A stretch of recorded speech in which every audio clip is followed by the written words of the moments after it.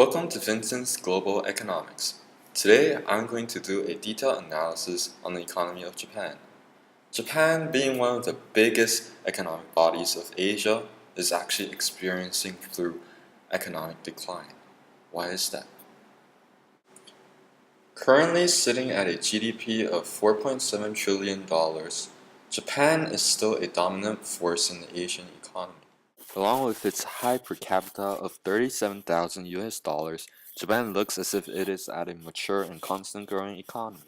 However, it is noteworthy that Japan also has a very high CPI, which means that the people might not be enjoying an extremely luxurious standard of living.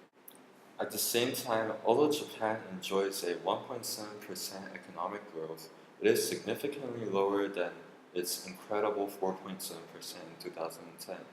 This hints that Japan is in a recession, and its extremely low inflationary rate of 0.2% further asserts this claim. Let's see a visual representation of this. As you can see in the diagram, Japan's close to deflationary rate puts it dangerously close to the economic growth trend line. The rising unemployment of 4.10% will likely pull the economy further down into a recession, and it might be a while for Japan's economy to boost back up, since it has yet to hit its trough. These data can be explained by two major factors. First of all, Japan has the highest life expectancy and the lowest birth rate. This means that the majority of the Japanese population is composed of old people. As a result, consumer confidence falls, and that is because old people are less likely to spend their money instead of saving them.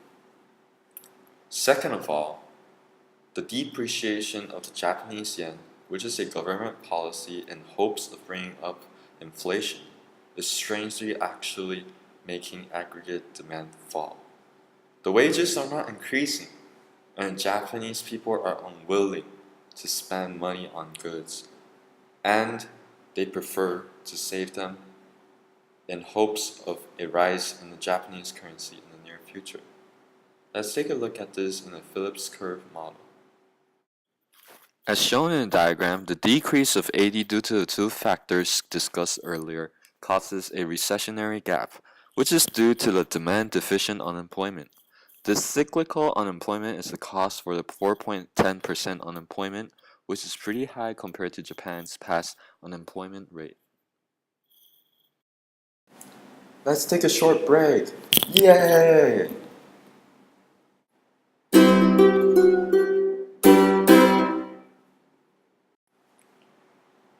Welcome back to Vincent's Global Economics. Let's continue with our discussion.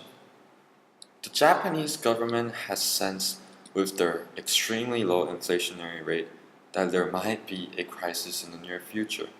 With that, they increased their government spending to a 42.3% of the total GDP. With this new humongous amount of government spending, more public goods and services are made, and of course, new policies are formed. Their major policy is monetary easing, which in effect shows on the 1.7% GDP growth. However, there are times when this policy causes fluctuations, such as the negative GDP growth in 2011. On the other hand, the tremendous government injection into public goods and services also deems Japan as quite an equitable economy with a Gini index of 37.6, considering it is very mature. Overall, Japan's economy will continue to face difficulties with its low birth rate. With its lifelong employment policy, unless there is a new large number of workforce, it will be extremely hard for firms to increase wages for their employees, which then will bring up the economy. To sum it all up, Japan's economy met the macroeconomics objectives of price stability, equity, and economic growth. However, it is experiencing some unemployment and also is very close to losing price stability and economic growth. That would be it for today. Thank you for watching Vincent's Global Economics.